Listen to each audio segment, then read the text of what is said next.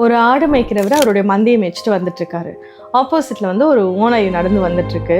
அந்த ஓநாய் வந்து பார்த்திங்கன்னா ரொம்ப உடம்பெல்லாம் மெலிஞ்சு போய் ஒரு சாப்பிட்டு ரொம்ப நாள் ஆன மாதிரி தள்ளாடிக்கிட்டு நடந்து வருது. ரொம்ப பசியோடு இருக்குது. இன்றைக்கி சாப்பிட்லன்னா அது இறந்துரும் அப்படின்ற ஒரு தருவாயில் இருக்குது. இந்த ஆடு மேய்க்கிறவர்கிட்ட அந்த ஓநாய் வந்து கேட்குது, ஐயா எனக்கு கொஞ்சம் உணவு கொடுங்க, நான் உங்களுக்கு ரொம்ப நன்றி கடனாக இருப்பேன், உங்கள் மந்தையெல்லாம் நான் பார்த்துக்கிறேன், எனக்கு கொஞ்சம் உணவு கொடுங்க அப்படின்ற மாதிரி கேட்குது.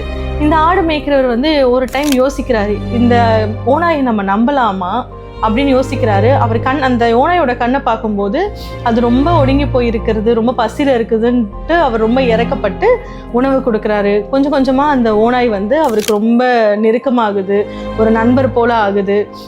அந்த ஆட்டு மந்தையெல்லாம் நல்லபடியாக பார்த்துக்குது. இவரும் தினமும் உணவு கொடுத்துட்டு ஒரு குடும்பம் மாதிரி வாழ்ந்துக்கிட்டே இருக்காங்க. ஒரு நாள் வருது. அந்த ஒரு நாள் வந்து பார்த்தீங்கன்னா இந்த முழுசாக அவர் அந்த ஓநாயை நம்புறாரு. இந்த ஒட்டுமொத்த ஆடையுமே வந்து அந்த ஓநாயை நம்பி விட்டுட்டு பக்கத்தில் இருக்க ஊருக்கு போயிட்டு வரேன்ற மாதிரி போகிறாரு. திரும்பி வந்து பார்க்கும்போது அந்த ஆடு கட்டி போட்ட இடம் எல்லாமே ரத்த கலரியாக இருக்குது. அந்த ஓநாயுமே காணும். இந்த மேய்ப்பர் வந்து ரொம்ப மனசொடைஞ்சு அழுகுறாரு.